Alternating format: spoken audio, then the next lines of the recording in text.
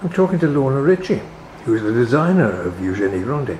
How do you approach the whole concept of a period play for design?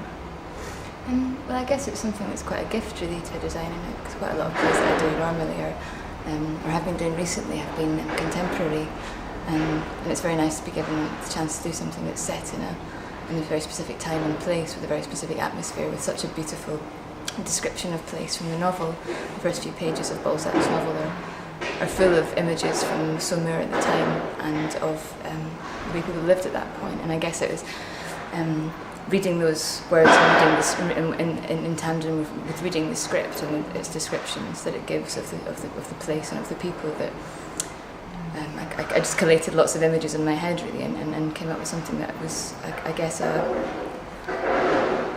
simplified textural response to those words and images.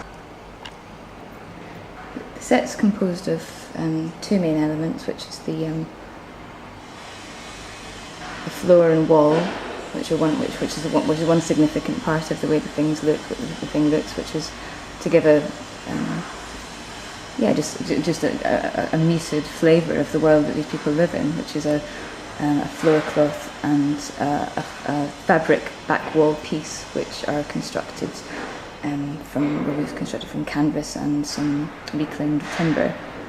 They'll be painted with things like graphite powder and mica, so there's a sense of minerals being used in the set. There's a sense of natural fabrics and natural feeling, natural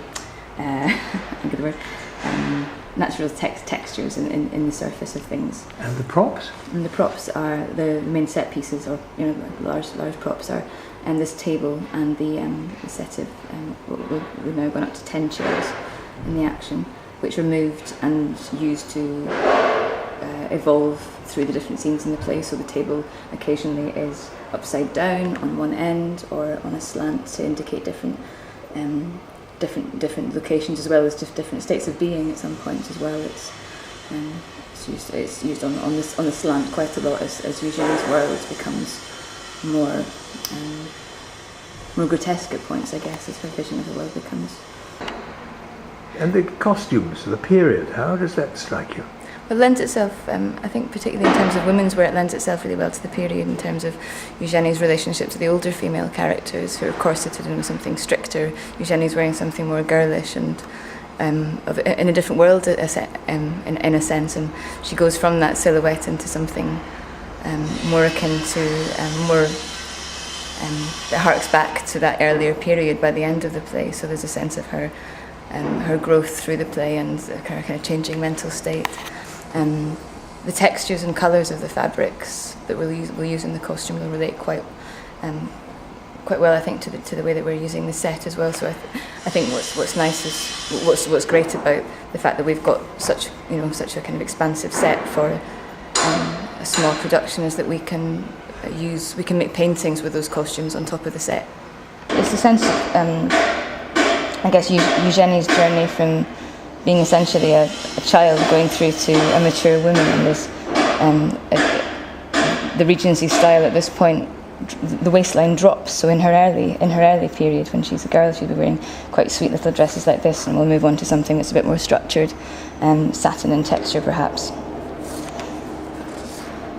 A character like Grandet, we've got a couple of images here for him, just quite heavy woolen coats, sense of being very grounded in the world of the set and of the play.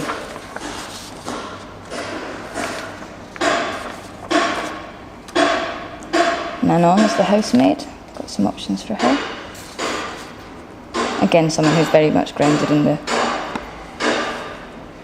the set itself.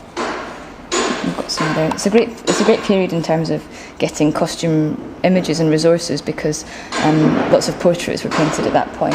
Lots of portraits were commissioned at that point, and there are more and more portraits being commissioned of people of a similar lifestyle and type to the ones in which we're looking at in the play.